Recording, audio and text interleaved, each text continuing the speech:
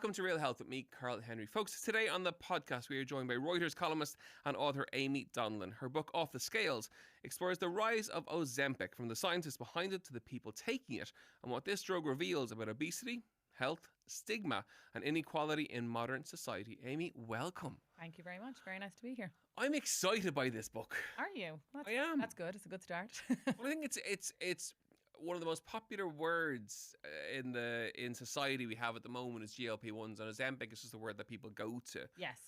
Chat to me around the why, first of all. Why put the book together? Yeah. So, I mean, I started the book in 2023, and at the time, it wasn't the phenomenon it is today. It was really kind of getting going, but Oprah Winfrey hadn't come out yet, and she hadn't been saying that she was on it. Elon Musk hadn't admitted to being on it. But there were signs, very early signs, that it was really going to reshape business, which is what I cover at Reuters, and also society, the food industry, all of those types of things. So there was this sort of moment where Novo Nordisk put out research in 2023, and they said that if you were on these drugs, you were far less likely to need kidney dialysis. And funnily enough, there is actually a company that makes these kits for kidney dialysis, and their share price went down by multiples of billions in one day, just on that research alone. And then I was then commissioned to write a very large piece about all of the winners and losers, basically, in the, like, if Ozempic becomes this huge breakaway success, how will the food industry cope? How will things like plastic surgery, retailers, how will everybody win or lose? And so that's what we did. We kind of identified those different industries and how they might cope, how they might struggle. The drinks industry is another one, tobacco, all of those types of things. And then as I started talking to people on the drugs, it became really interesting just to delve into obesity itself as a disease, which now I think people recognize it is a disease. Certainly the medical industry does, and pharmaceutical companies can see it is that way. But just actually the journey to get people to understand that, and even the journey to actually get Novo Nordisk, which makes Ozempic, to actually want to make an obesity medication is a really interesting one, because they didn't actually want this. They actually were really thinking that obesity was a lifestyle situation, that it was nothing to do with the pharmaceutical industry. In the words of one of the executives there, people just need to eat less and basically exercise more. That was the sort of attitude. So yeah, I just thought it was really interesting that there was such a stigma about this, and that almost like this market was being handed to Novo Nordisk on a platter, and that there was still like almost like they didn't want to be part of it. That was the level of stigma. And I suppose when you started writing the book, did you realize how big a story or how big a thing this was going to become? Well, it was funny because, you know, when you're in something every day, I did think it was very important. But to what extent it was when I was pitching the idea to a book agent, and his jaw was just sort of open for most of the meeting. So good sign. So I thought and he was like, write as fast as you can.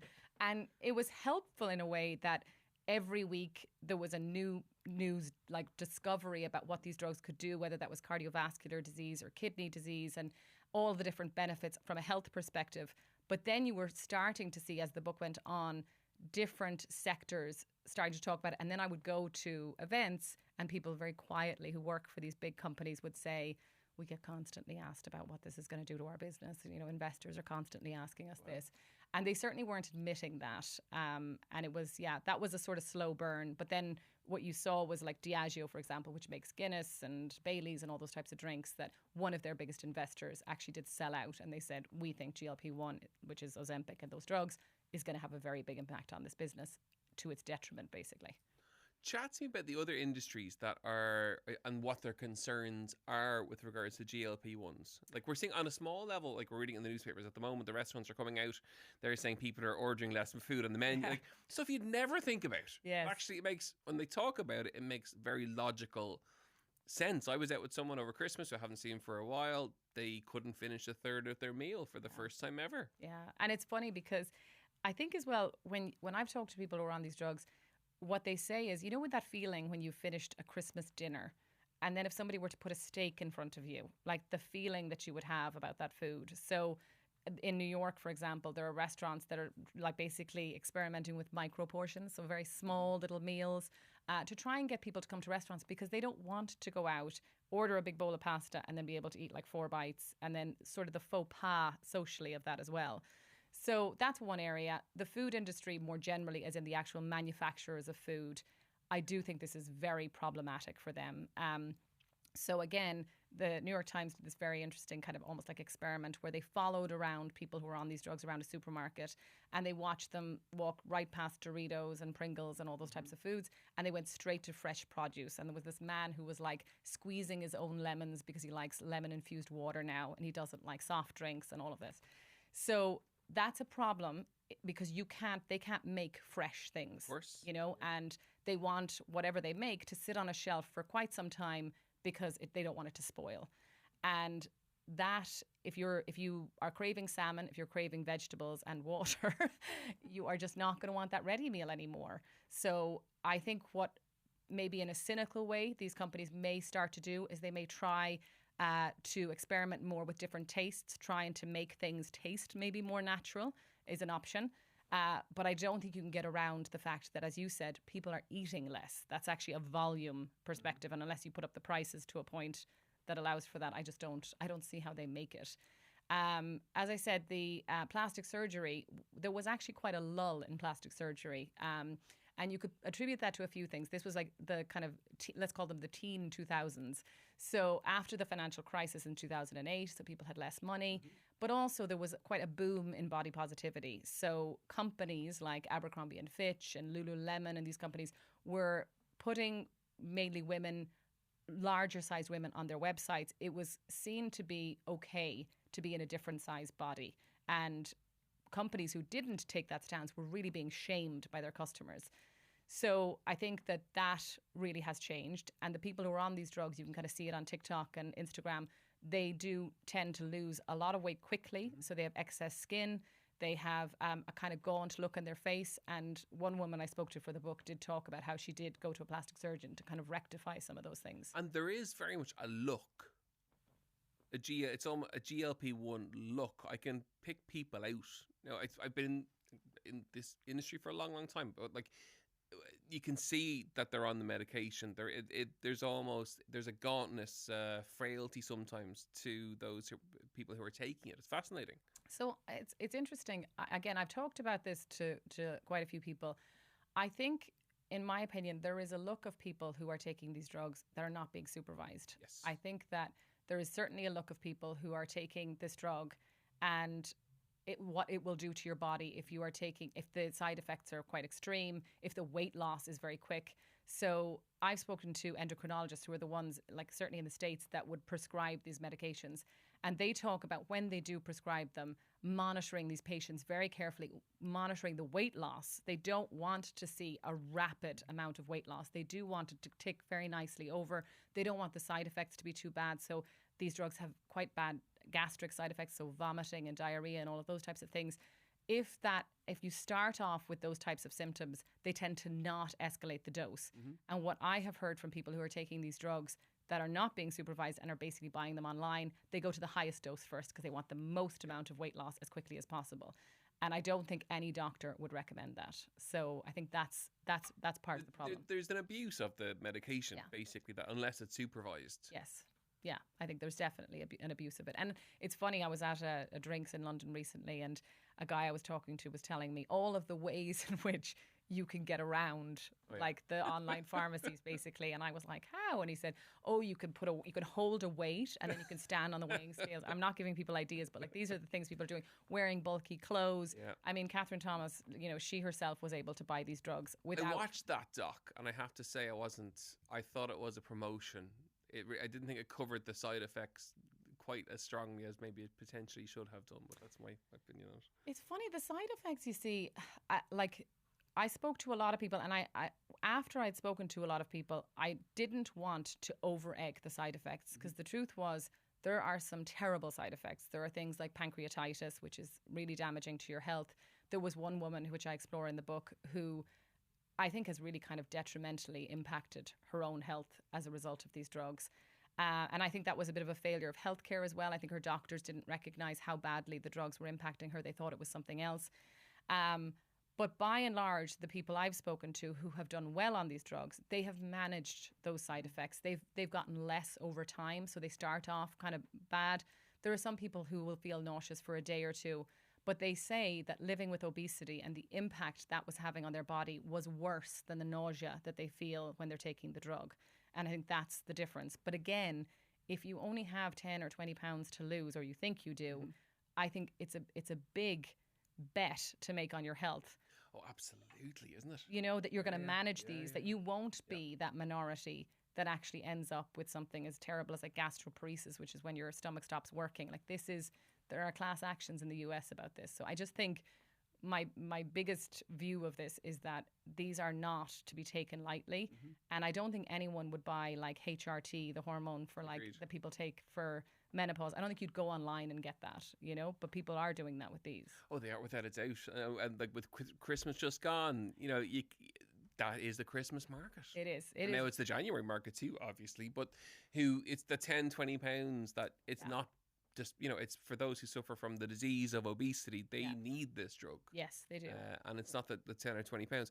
Talk to me a bit about the scientists. They became interesting as well. The book isn't just about Ozempic, it's about the scientists too. Yeah. So, I mean, basically GLP-1 is this hormone that is created naturally in your body. So it's created in your gut and it basically tells you that you're full. So in the 80s, so this was before obesity really became like a kind of healthcare crisis. What was happening was there were scientists in Mass General in Boston, which is one of like the top research centers in the world. And then there was another group led by another scientist in Copenhagen. And they were basically in this sort of arms race, like this fight basically to try and discover GLP-1 in its purest form and prove that it helps basically lower your blood sugar. It was all about diabetes at that time. So they were all working away, and there is a woman who was involved in this, Svetlana Moisov, and so she was a chemist. So she was the one who was creating the GLP-1 in the lab and then testing it to see if it worked. And essentially over the following like decade, she was essentially written out of history. So she was an inventor. She was very much like part of the, you know, inventing process of this. But there was 3 men, one in Copenhagen and the 2 in Mass General that she worked with, who essentially went on to win all of the top awards in biomedical science. And while they mentioned her, they would mention her in this sort of like supporting act kind of way. But actually she really went head to head with Mass General, and she actually managed to win a lawsuit where she got on the patents. So she is now a co-inventor. And now she is getting, I think now, the recognition most people think she deserves. And then the Novo Nordisk scientists are also very interesting. So there was 2 scientists in Novo Nordisk who, as I said, were they were the ones who recognized that obesity was a disease. They could see that when they were trying to develop the type 2 diabetes medication, there was this interesting side effect, which was weight loss. And this Lotte Bjerre Knudsen, she was the one who was like, a lot of our patients, the type 2 diabetes patients, are also living with obesity. And if we were able to come up with a drug that dealt with that, it would be a preventative medicine. And as I said, one of the most interesting things is to what extent they were fighting against their own leaders of the business, trying to convince them that this was worthy. And I think maybe because it was based in Denmark, maybe it was just, I don't know if you've ever been to Denmark, it's very healthy, very outdoorsy, social responsibility, that it was just, they just really didn't think that obesity had anything to do with a drug company, and that what they really needed to do was just keep going with insulin, keep going with the treatment of type 2 diabetes. And eventually, obviously, the scientists won out and proved that, I mean, look at it now. We've seen since the last 2 years, it's been exponential. Absolutely. And Novo Nordisk was like, at one stage, they were the biggest company in Europe. They were the biggest, like by market value, they were the biggest in Europe. And they have since come down because Eli Lilly is the Mounjaro effect, and they are doing better. What are we seeing now in terms of the development of it? So, like, I suppose Ozempic was the first, really, on a global level, and obviously things adapt over time. There's talking of tablet form coming down the line. Like, what's coming? So, in December, Wegovy, the oral version, so the tablet version of Wegovy, which is the obesity medication, that was approved by the FDA. So that gives you the thing that's slightly, I guess, people like the idea of tablets because they don't like, a lot of people don't like needles. And people have gotten very used to taking tablets because they take supplements and all sorts of stuff every morning, and it's just one extra thing that they'll take. The problem is that weight loss is not as good as the injections. So it's about like 14% weight loss versus 20% on Mounjaro. So if you are living with obesity, you would way prefer to be taking, I would imagine, the injectable, because it's just, I think that's the kind of weight loss you would want to see. And then Eli Lilly has an oral version as well, but it's actually easier to make and it's easier to distribute. It doesn't need to be refrigerated. So that could open up all sorts of markets, like in Africa and India and places where they're very hot. Refrigeration may not get to the farthest parts of those countries. So there is a huge development. And I think when I went to an obesity conference in Texas last year, the big talk was tablets. That seemed to be like where they see the future. That I think they sort of understand that people don't like, over 50% of people who go on these drugs are off them in a year. And that's... Is it that high? It's that is high. It really? Yeah. And the thing what are the reasons for coming? Is it cost? No. So when I first saw that statistic, that was early on, and there was shortages, severe shortages in the US. And I thought, this must be shortages. So you go on, let's say you go on Ozempic for 3 months, and then the supply dries up, and you are off it for a few months, and you go on a different drug. I thought it was that. I thought it was cost. But I think side effects is also a massive factor of this. So one of the guys I talked to in the book talked about, how did he put it? He was constant diarrhea. So this is a mixture of constipation and extreme diarrhea. Okay. And that's what he experienced. And I think that is a lot for people to tolerate for their life.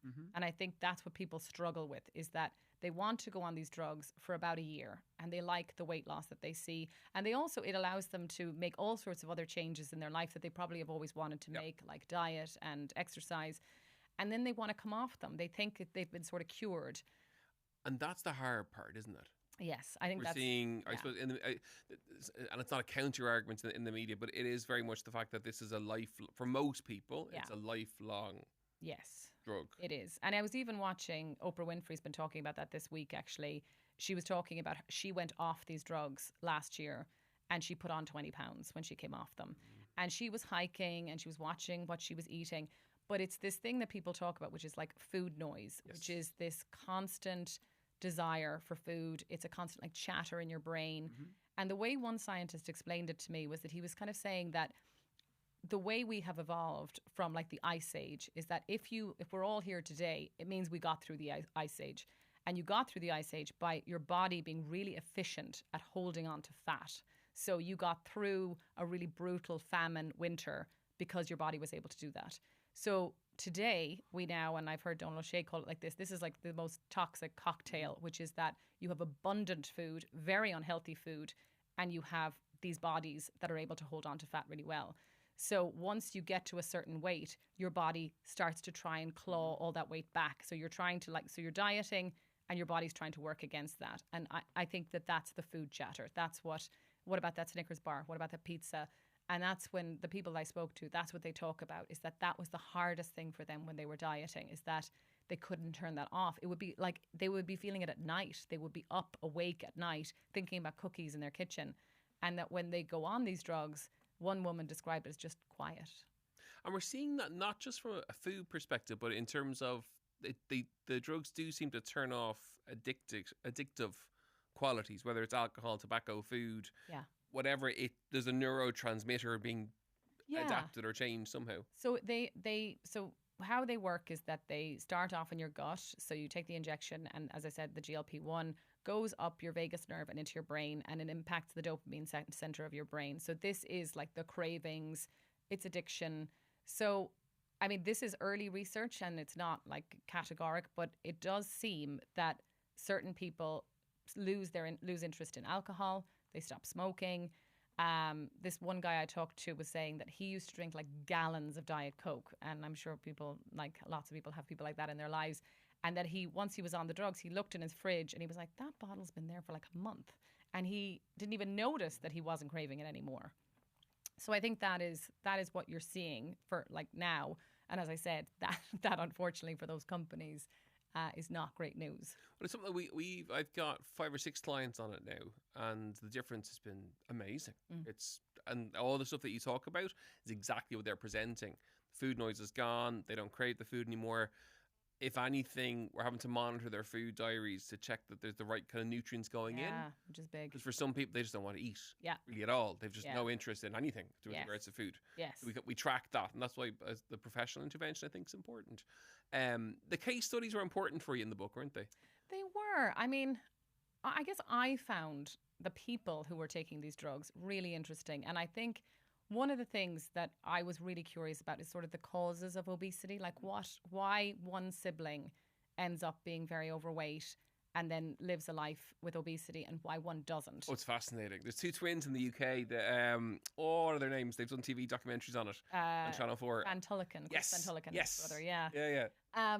So I think that is really, really interesting. And I guess I was looking for like a common thread when I was speaking to people, and I couldn't find one, was the truth. You'd have, a girl who grows up in a really loving family, mother making food out of the garden, whatever vegetable patch.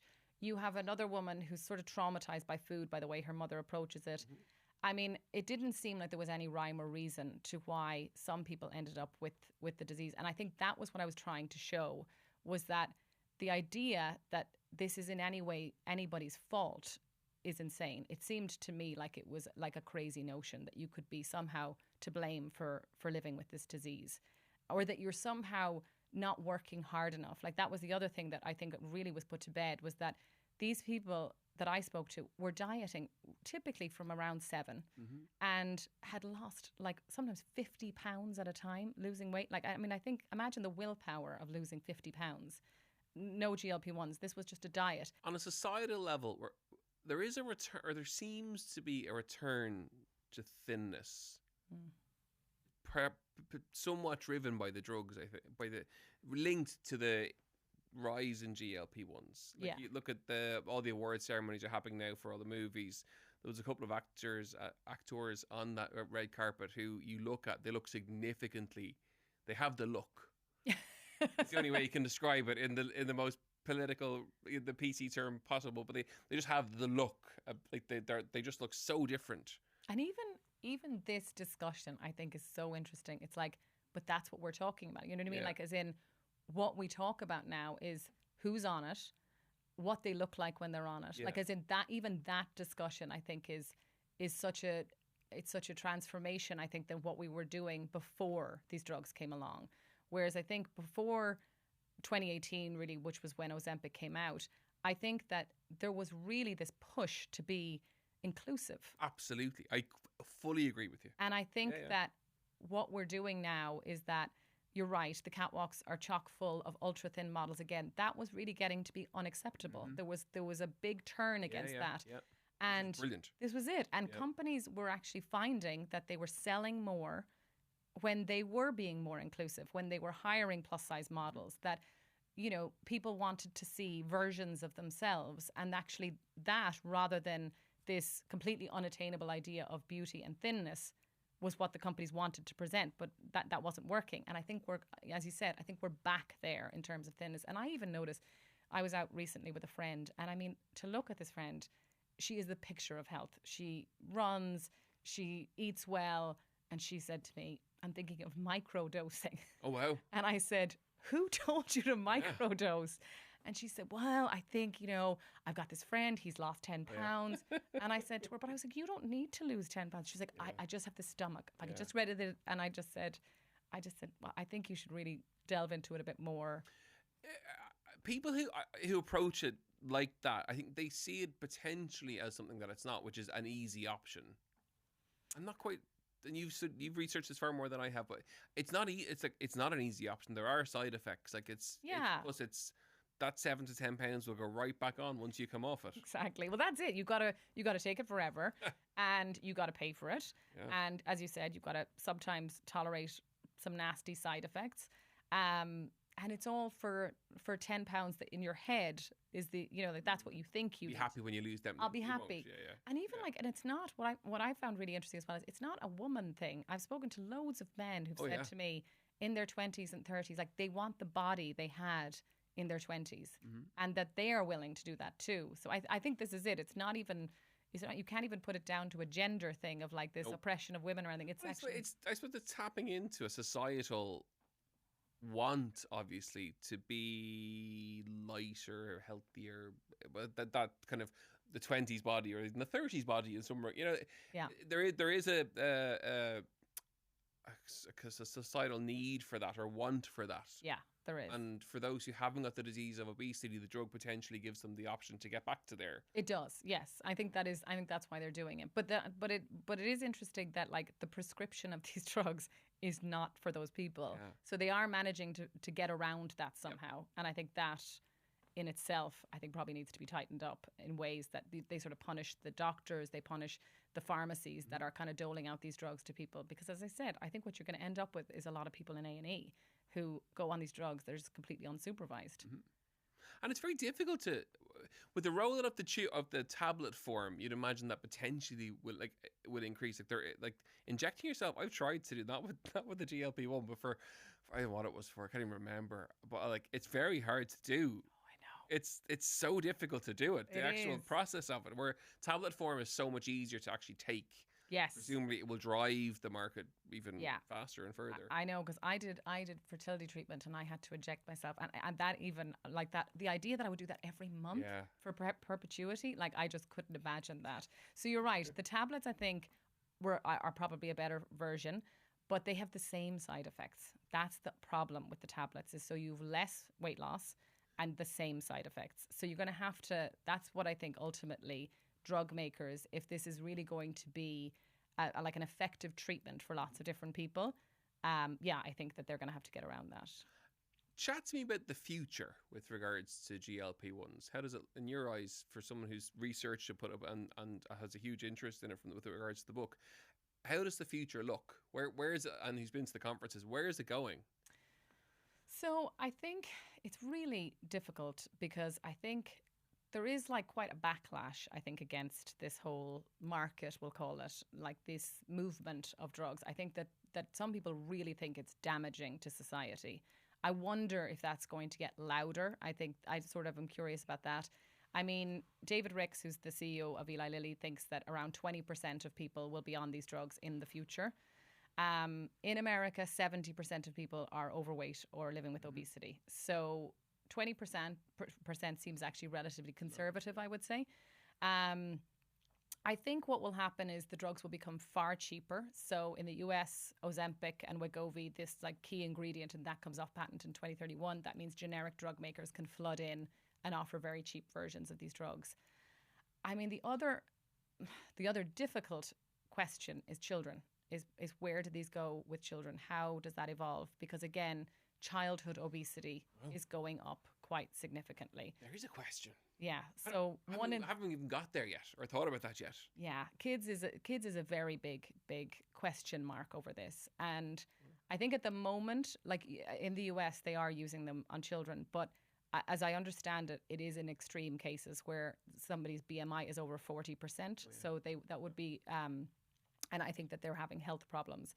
The way it's been explained to me, again, by doctors and medical professionals, is they say that if a child develops obesity very early and then they live with that for the next few decades, is that their bodies will develop the kind of complications that you typically see in people in their 50s and 60s. So there's about 13 cancers that are linked to obesity, heart disease, fatty liver disease, all those types of things develop much earlier.